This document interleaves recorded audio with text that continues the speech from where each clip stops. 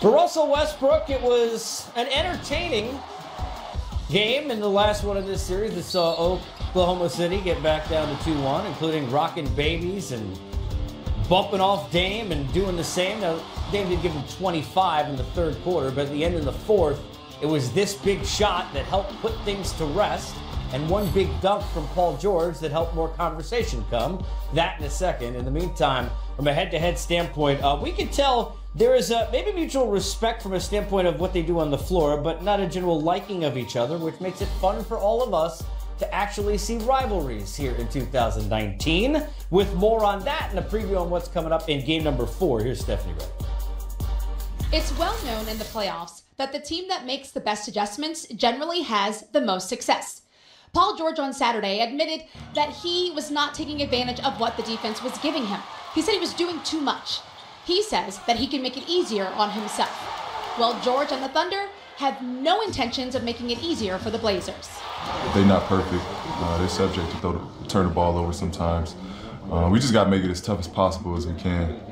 They're going to make shots, as you saw Dame get hot in the third. They're going to be special, but we got to try to speed them up, force them into what we want them to do, and live with the results. But make no mistake, it's not only the adjustments we have our eyes on, but also the battle of the point guards. It's just like two people fighting out there, and obviously I think the Dame is doing a really good.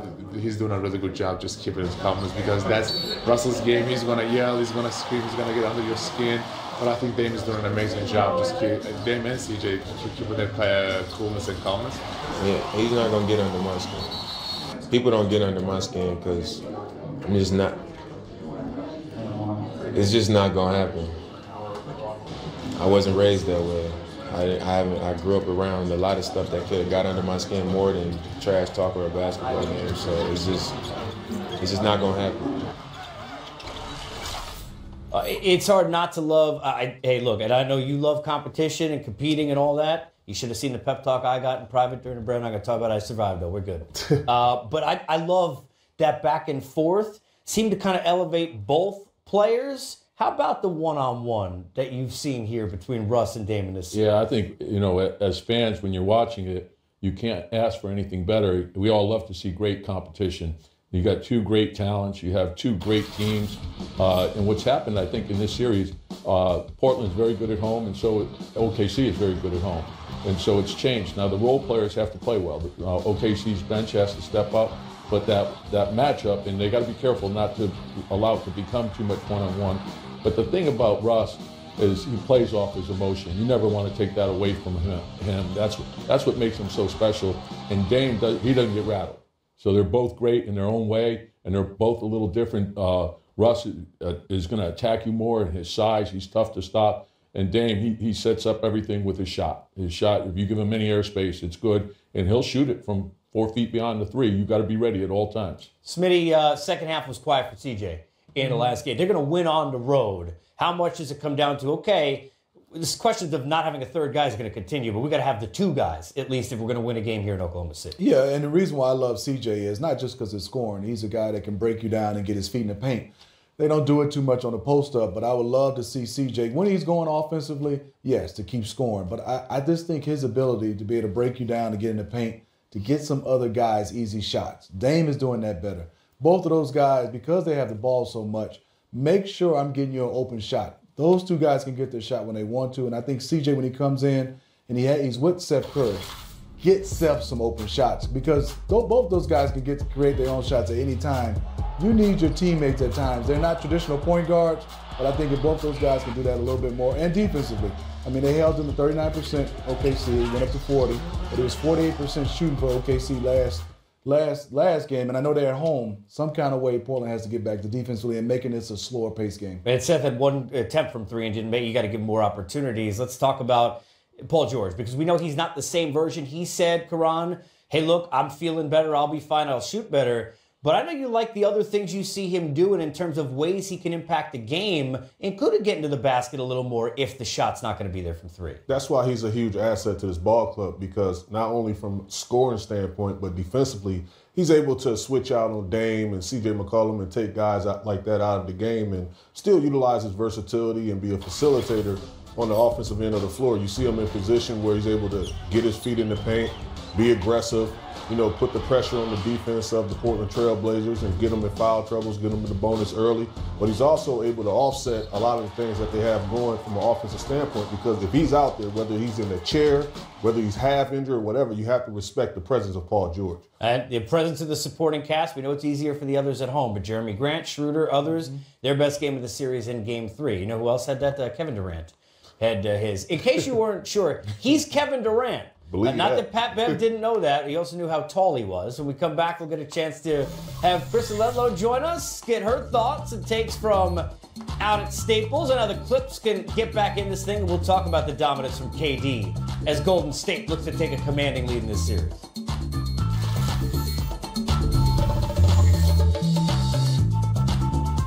The hair this time, looking back normal. We got plenty of hair on this side as we bring in Coach Thibodeau, who's going to be with us next couple of days, which I'm excited about. Coach, welcome, man. Yeah, thank you. Thanks for having me. This is the good-looking side of this. Yeah, right. If you haven't noticed. Just look at Smitty. He didn't want to say anything. We got a lot to get to, including a number of games to talk about later in the afternoon. Coming up, the Warriors, they're looking to take a stranglehold of their series. But we begin by talking about what's gone on in Indiana. And that in Game 3 was another one to the Celtics. Indiana's had some opportunities, especially in Game 2, but they're now one game away from elimination. We bring in Rebecca Harlow, be part of the coverage on TNT. Rebecca, I said it in the open, we've activated playoff Kyrie. It's made a big difference. I know he said the regular season didn't mean much. What are we seeing from this version, and how much of a difference has it made through 3 games? Yeah, well, Kyrie has just been absolutely phenomenal. I mean, when you watched him in Game 3, you put a 5 on him, he shoots over the top. He's just been absolutely incredible. He's just been so clutch. But I think one of the most important things that we're seeing from Kyrie in this series is how much he's involving his teammates. He's averaging 8 assists a game. And when he was getting trapped the other night in the fourth quarter, he's passing the ball. Al Horford is hitting big shots, so everyone is stepping up and he's making everyone around him better. And I think that when you think about all of the drama and the ups and the downs that this team went through during the regular season, that's all out the window because this Celtics team is playing so unselfishly, and really that starts with Kyrie. Rebecca, Caron Bulter here. How important is it for the Celtics to close out the series tonight? Well, you know what? I think they would love to close out the series, but here's the thing. I was talking to Brad Stevens and I asked him, how important is it? Just the question that you're asking me, because it would give these guys more rest and a chance to get ready for the second round. And Brad Stevens said, it's going to be really hard to do. In fact, we've never done it with me as a head coach here. So I went and looked at the numbers. He's coached 50 playoff games and he's never had a sweep. And one of the things that he said that's going to be really difficult today is that when you take a look at Nate McMillan, he's been very good at making adjustments. I mean, in Game 1, it was smart when he put Wesley Matthews on Kyrie Irving. In Game 2, he picked up the pace. That helps them a lot. And then overall, their switching has been fantastic. So the Celtics have had to work really hard for the points that they've gotten. So they understand that today there's a lot of pride on the line for the Pacers, and they're not going to go down easy. Rebecca, the question for me, as you talked about adjustment, is there any thought process of getting Tyreke Evans more time? He's only averaging 19 minutes, but he's been fantastic, scoring downhill, and he's shooting a 3 at about 61%. Has Nate addressed maybe playing Tyreke a little bit more? Well, yeah, Steve, he's been so tough. And in the minutes that he's been on the floor, he's been playing so hard. And he was asked that question yesterday, and he said that Tyreke actually, called to come out, that he would have gone with him longer in Game 3, but he's just leaving it all on the floor. He's just been so clutch. I mean, obviously, they've been struggling to find buckets, and when they've needed some big ones, they've gotten them from him. But, he can only give what he can give. I think overall for this Pacers team, we're going to have to see 5, 6, 7 guys in double figures if they're going to get that done. And in the first couple of games, they weren't able to do that. In Game 3, they have done that. So I think you're just going to need to see more of that from everybody today. Rebecca, Tom Thibodeau here. My question for you is, Nate has done a great job all year since the injury to Victor in selling his team on the belief that they could win by playing as a team. What is he selling them in this situation when your back is against the wall, you're down 3-0? How do you approach this game? Well, Tom, I actually think you'll appreciate this because he's giving his guys some tough love. He's expecting a lot from them today. He's saying, do you believe? Do you think you can get this done? Are you going to play with pride? And that's exactly what you would expect Nate McMillan to do, to challenge his team. But then overall, what he's also saying is that his team hasn't played their best basketball yet. So he's telling them, if you can put together that 48-minute game, that there's no reason why they can't win. And so it's all come down to the fact that in every single game here, they've just had one bad quarter where it's been 8 points and then 12 points and then 12 points. And they need to get over that hump. And what Nate is telling me in terms of how they're going to get that done is making sure that they stay smart about their shot selection, that there's a lot of times where they're moving that ball around, they work for a great shot, they score, but then on the next possession when they do the same thing and they miss, that they've been hanging their heads a little bit. So he's telling them that they've got to stay patient, but he's definitely seeing if they're going to come out today and show up and get this win, guys. Well, we're looking forward to it. Glad it's warmer inside that building than it's been outside last couple of days in Indiana. We'll see whether or not the crowd has something to cheer about late in the fourth quarter. Thanks, Rebecca. Looking forward to the broadcast. Appreciate it. There's Rebecca Harlow joining us. So let's start here, Coach, because forgetting aside, we could do a whole show on, look, Tyreek Evans had 15 in the first half. I don't know about 19 minutes, and that's all he can give. Who knows with that? I know this. Brad said Nate's great at making adjustments. He has. He's done a great job. But how do you adjust as a coach to not having as much talent, especially without Vic, who you don't have and he's your best player? I mean, how do you get better without more pieces? Well, I think you just hit on that. And if you went back to the end of the regular season, those games that they had against Boston were very hard fought. And then what happened at the end, Kyrie took the game over. Same thing, they have also, Boston has Tatum. So when you look at how close these games are, I think down the stretch, that's where they've missed Vic the most. That's his time. So someone has to step up in those situations. But the Pacers have played great defense all season long. They've played extremely hard as a team. Those things could be the same. Your defense, how you share the ball, playing for each other. And they're going to have to play a great game. They're going to have to play a 48-minute game. They can't have a 12-point quarter. They have to be consistent throughout. You know, Smitty, and I don't want to date you. We talk about you playing with Dad all the time. But I want to talk about the one who used to be a little boy in Sabonis, because when you think about guys who can give more than they're giving with more opportunities, I know in the flow he's getting points, but this is a guy who you look at these three games and you wonder, is he getting enough touches and opportunities, Sabonis offense? Well, just kind of something what Coach hit on, and Caron knows this. We've been around. When you go into a game and they're more talented, you got to make the game grimy. You got to make it ugly. And I'm looking at the numbers. The numbers don't say everything, but minus 10 in rebounds for Miles Turner and Sabonis, you can't have that. And I know Al Horford and those guys, they do a great job of, boxing out. You got to win this game, the dirty game. Plus 10 on the board for the Celtics against the Pacers. And I'm putting that on Miles and Sabonis. Both you guys got to come out. Your scoring haven't been there, but you can rebound and defend. And I think for me, as those guys, you got to make it grimy. You don't have a closer like Kyrie, but we got to win those hustle board points, those grimy, those in the paint. I think the Pacers should do a better job than that, Caron. Caron, on the Celtics side of it, how much can we learn in 3 days that makes us, with 3 games, feel a little better about some of the roller coaster kind of a thing that we saw from the Celtics all year? I think that the pecking order is falling together in vertical order. They relying on Kyrie to step up in a major way, and I think he's doing a remarkable job of being the ultimate closer. And you can tell, one of the things that we touched on is that they have that guy on the opposing side. And you look at Indiana, they have to do it by committee. So they have Miles Turner, Young, Collison, Evans, all those guys that have to come together collectively and try to close the game. We've got a lot still to get to throughout the course of this day. We've got games all across the board. Here's the schedule. Celtics and Pacers get us started. We've got Golden State against the Clippers. Can Lou Will and company battle back? The Raptors and the Magic and OKC. We're rocking babies. But will it be Dame or will it be Russ who's got the last laugh? We've got more coming on the other side, including talking about what's gone up in TO and what's come down. A lot of points from not only Kawhi, but how about Siakam? Game number 3, but look, Kawhi's been that all season. They've got a number of different options. So what kind of options does Orlando have to break back into this series and get things even? With more from down in Disney, here is Jared Green. We're all familiar with the old adage, defense wins championships. And truly, it was on the backs of their defense that the Magic even were able to make the postseason.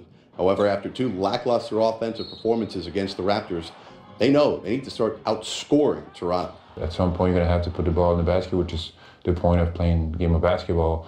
And as much as defense is important and something that you can rely on every night, there comes a point where, if you don't score, you're going to struggle. Your defense can only take you so far. The way we play, it can be anybody, coming big for us in any moment. The way our offense is set, I think Coach Cliff understood that we don't really have the big superstars of this league, and that we have to just, figure it out as a team. Over the first 2 games of this series, Orlando's leading scorer, Nikola Vucevic, was held in check. And then in Game 3, 22 points, 14 rebounds, 6 assists. One may say, Shaq-like numbers. So it's humbling to be compared to one of the greatest players and one of the best centers to ever play the game. Having my name mentioned alongside his means a lot. And obviously he had a part of his career was here with the Magic, and he had a huge impact here. Is this the most exciting time of your career? For sure. This year, we finally put it all together. We won. We ended up having a positive record for the first time in 7 years, and especially because nobody thought we were going to do it. So for us to do it was amazing. And then I made the All-Star. So that was also a big goal of mine, a dream of mine, and so it all came together.